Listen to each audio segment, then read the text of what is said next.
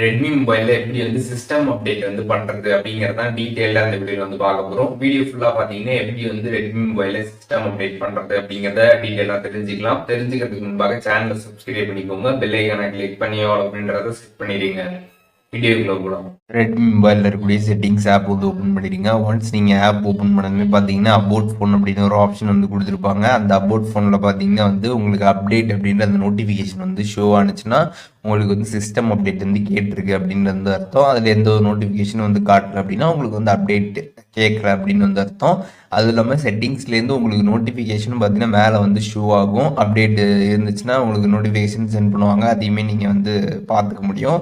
So இப்போ நீங்கள் வந்து அப்டேட் பண்ணணும்னு நினச்சிங்கன்னா அந்த அபவுட் ஃபோனை கிளிக் பண்ணதுமே பார்த்தீங்கன்னா உங்களுக்கு வந்து அப்டேட் வந்து கொடுத்துருப்பாங்க.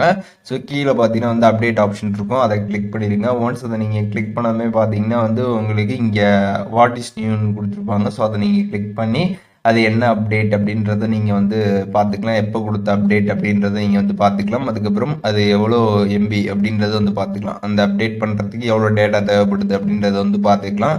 ஸோ எல்லாமே பார்த்துட்டு கீழே வந்து டவுன்லோட் அப்டேட் அப்படின்னு கொடுத்துருப்பாங்க. ஸோ அதை கிளிக் பண்ணிடுங்க. கிளிக் பண்ணதுமே பார்த்தீங்கன்னா ஒய்ஃபைல நீங்கள் வந்து அப்டேட் பண்ணுறீங்களா இல்லை வந்து டவுன்லோட் கொடுத்துட்டிங்கன்னா மொபைல் டேட்டாலே வந்து அப்டேட் வந்து ஆகும். ஸோ உங்களுக்கு எந்த மாதிரி தேவையோ அந்த மாதிரி நீங்கள் வந்து கொடுத்துட்டு அப்டேட் பண்ணிக்கலாம்.